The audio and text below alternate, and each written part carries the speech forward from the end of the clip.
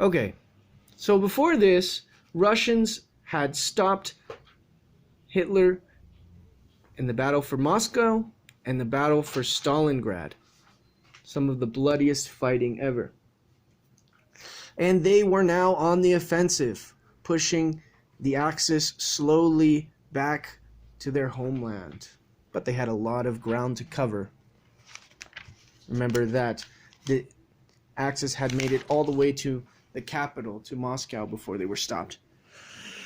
But now the US was in the war, and they would begin to help them and help Britain as well. So they first started with large-scale bombings of Germany to try and take out their production abilities, and it had some success, dropping 53,000 tons of explosives on Germany every month. They were able to take out some railroads, some oil supplies, and some aircraft production factories. So the Axis was never again able to hold air superiority because they could not replace the planes that had been destroyed.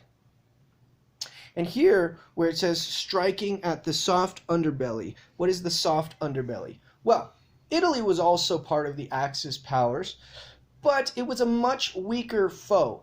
The British had defeated them in battles fighting in Africa over their territories.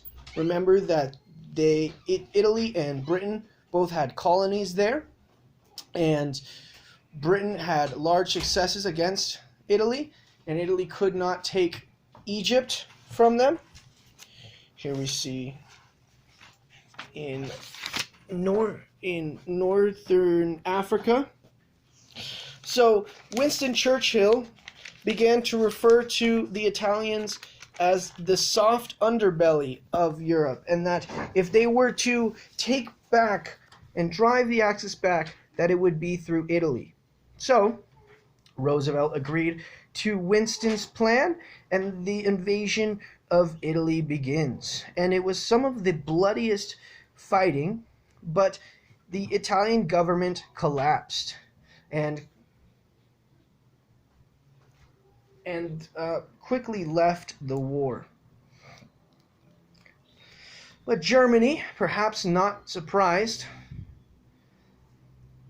took over the Italian government quickly after it collapsed, and already had their troops within Italy and began to fight the Americans there in Sicily, and in Cassino and Anzio is where they began to slow down the US. And also it was winter in Italy, and the ground became wet and muddy, so it slowed the progress of the Allied forces. They had made it about halfway up the peninsula when their progress was slowed. So Roosevelt said, all right, now let's try it my way. And they meet with Stalin in Tehran, Iran, to plan the invasion of France. Stalin was to launch a massive offensive as the Allies invaded the continent of Europe through France. So the landing in France, Operation Overlord as it was called, and D-Day is the famous battle there where they actually land on the continent. So let's go back to our map for a second. So where do you plan to invade if you're going to invade from the United Kingdom into France? The most obvious point is at Calais. That's where the English Channel is at its most narrow, and it is a port city, which makes it easier to have ships harbor there and be protected from the ocean. But the problem is that it was the most obvious place to invade. So the Germans had heavily fortified that area in anticipation of an invasion. So the Allies choose to land at Normandy, a place where it was flat beaches, very difficult to have boats harbor there because it's open to the ocean. And the thing about a harbor is that it protects the ships so that they can basically dock and unload and load their supplies and troops without being pushed around by the open seas and the swells and the waves. So they choose Normandy probably because it was the unexpected place to land and therefore less heavily defended. But fortunately, the US was developing ways. They were already fighting the Japanese in the Pacific. So they were developing ways to invade through beaches. So, in the reading check it says, what conditions had to be met before Eisenhower could order D-Day to begin? The conditions were that he needed the tide to be low so that they could easily see blockades, they could easily see land obstacles that were put on the beaches to stop boats from landing ashore. He needed a full moon so that they could have good lighting as the invasion started at night. And they needed clear skies, which meant that the invasion had to take place sometime in the summer when the skies would most likely be clear along the English Channel.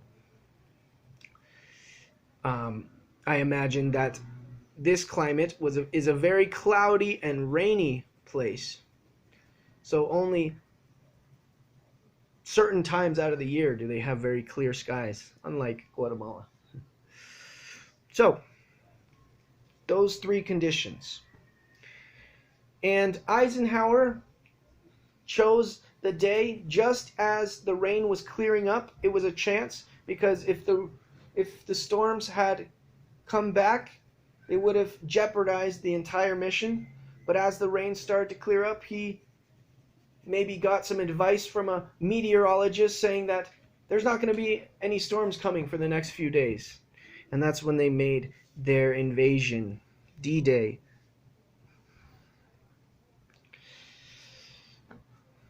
So, that's the section where it calls the longest day, where over 100,000 soldiers, 20,000 were paratrooped behind enemy lines during the night, and the rest would land along the beaches of Normandy at 4 different points.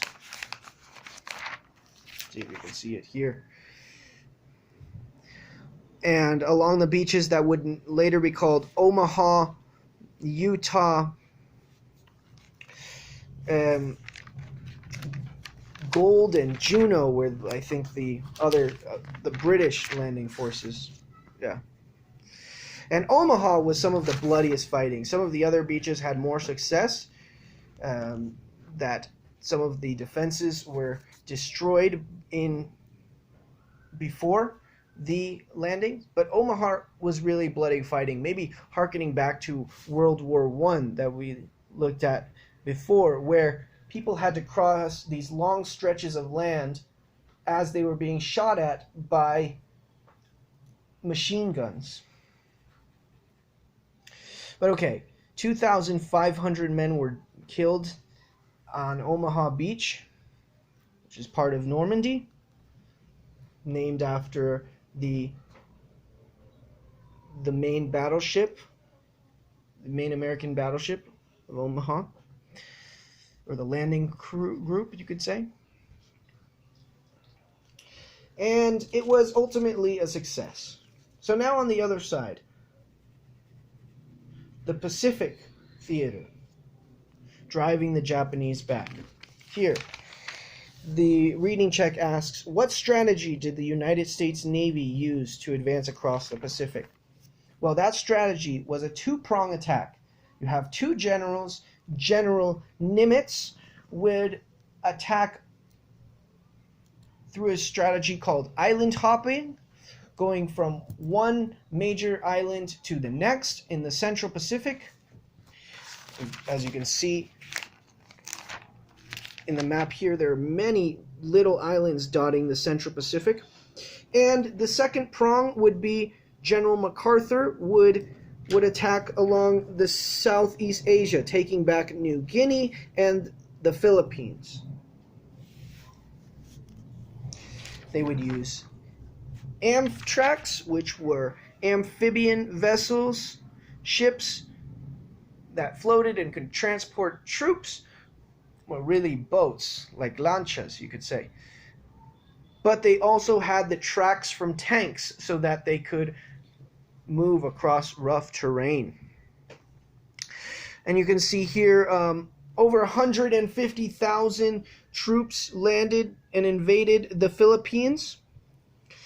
And it took 80,000 Japanese were killed and only 1,000 surrendered, but they were finally able to take the Philippines back.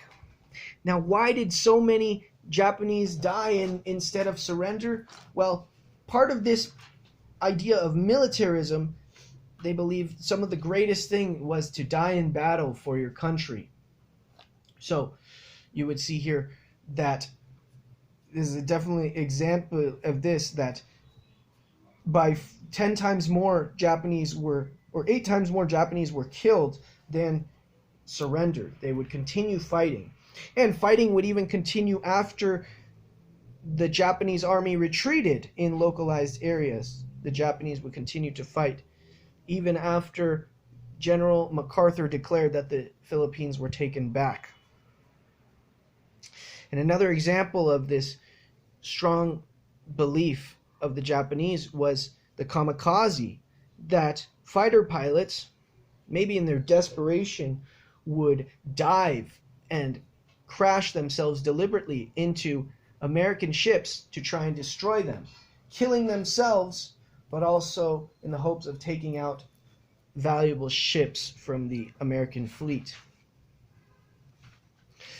So very harsh fighting, and it made the Americans think, how many lives would have to be taken before the war in Japan would be over? And this is one of the reasons that it would lead to the dropping of the atomic bombs.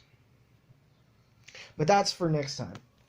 So I hope that this helped you understand a little bit better what you were reading.